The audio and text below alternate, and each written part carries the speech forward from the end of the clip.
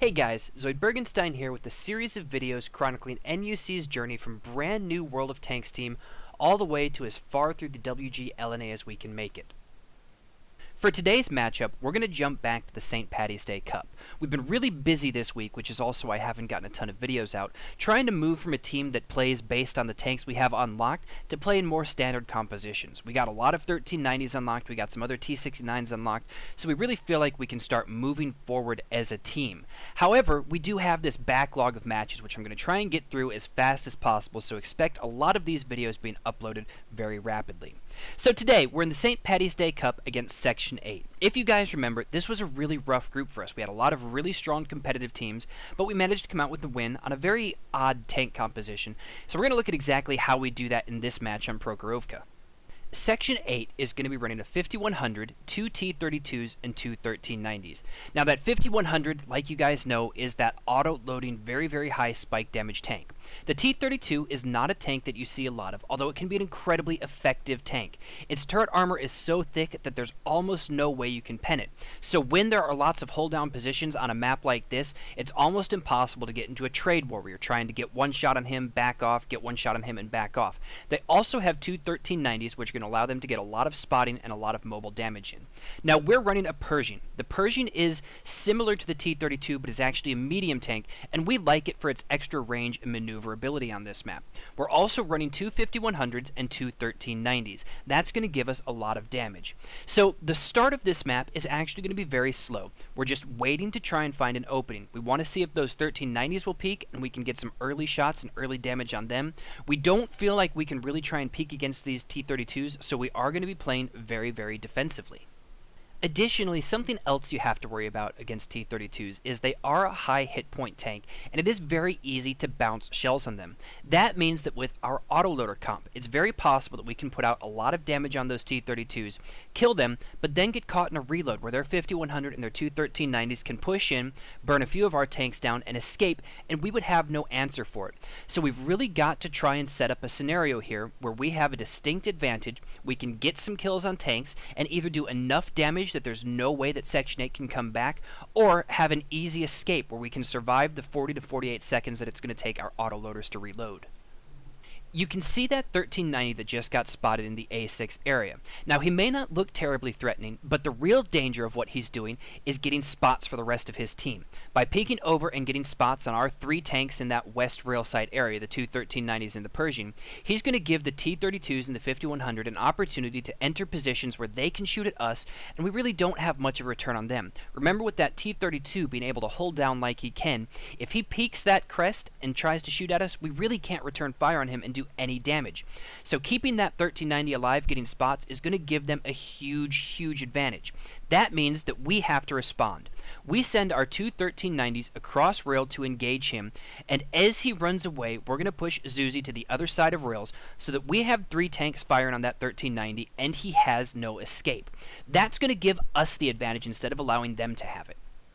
During that engagement, I tried to keep my crosshair in a place where if that 1390 peeks up for the under rail shot, I can take it. Now, I wasn't able to, and once this T1 gets spotted, I shift over to shoot him so that Spanish doesn't have to give away his position. I shoot a little bit early there because I don't want Spanish to get spotted. In hindsight, I certainly should have waited another half second, allow my reticle to get all the way down, and then take that shot and guarantee the hit, because I have lost some of my spike damage here with only 4 shots. Now, we really need to take advantage of what we've done here. We have one of their T1s dead and one of their 1390s dead, so they have a significant disadvantage when it comes to spotting. When we played top tier, we got up to an early lead like this, and we didn't take advantage of it, and almost let them get back in the game. Against Section 8, we don't want to make the same mistake, so we're going to play very aggressively here, and make sure that we set up a situation where we don't feel like there's anything they can do to beat us.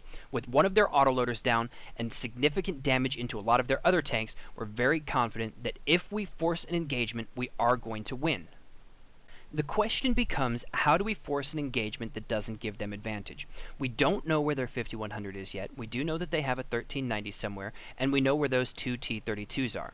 So, their 5100 can be in one of a few places. He could be all the way back at their flag. He could be far west side. He could even be on the hill. or on the east side, although we really don't see that happening. In order to counter that, we're going to send our T1 across the east side to make sure that he's not up there. The rest of our tanks are going to get ready to engage those T-32s and burn them down. That would leave them with a 1390 and a 5100, which can do a lot of damage, but as autoloaders, they are not going to be able to burn through all 5 of our tanks. They'll have to go into a second reload, and with all of our tanks up, we know that if we can force them into a second reload, we will be able to win that. That means that we're going to push our 5100s up on the west side, following Spanish to make sure that that 5100 can't get shots on us, and we're going to set ourselves up to push into this depression and hard push those T-32s. By hard pushing them, we move in the depression that they're using for cover so that we get uncontested shots on them, and will hopefully block ourselves off from any shots from the 1390 and the 5100 in other areas of the map. While moving into this depression, we keep Zuzi in a position where he can crossfire, we send both 1390s into the depression, and the 5100s set up where they can unload the easiest. Once I lose shots on the rest of that T-32, I'm going to start taking hatch shots. Now the hatch is the only vulnerable place on a T-32, and it can be very difficult to shoot, but it's really my only good position without pushing farther into that depression. Once we've gone through all of our shots, it's time to get into our next reloads. We successfully took down 2 more tanks from their team and only lost 1 on our side. So we still have both 5100s up, almost full strength. We have 1 1390 and 1 Pershing.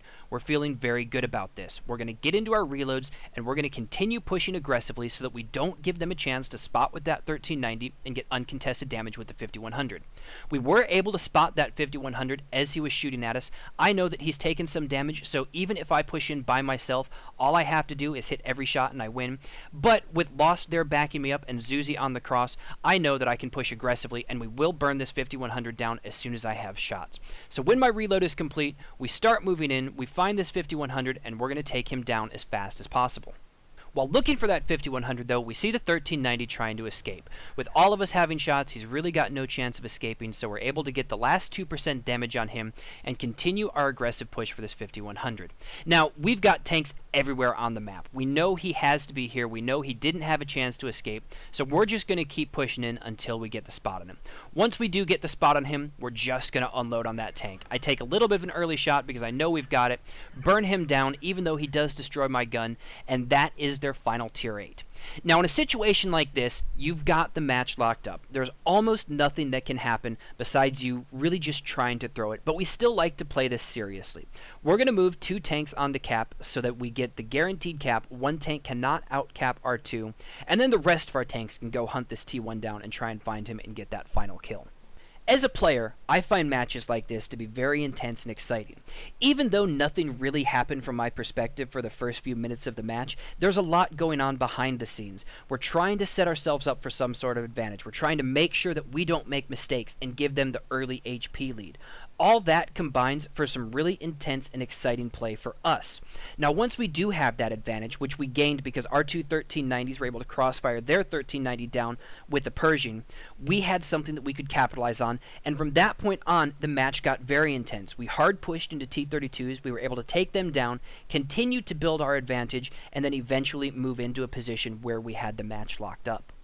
That is going to do it for this match. I hope you guys enjoyed it. Like always, remember, like and subscribe on YouTube if you enjoy the videos, and to keep up to date with what's going on with NUC and World of Tanks, follow me on Twitter at zoidbergenstein. I will see you guys in my next match breakdown for World of Tanks.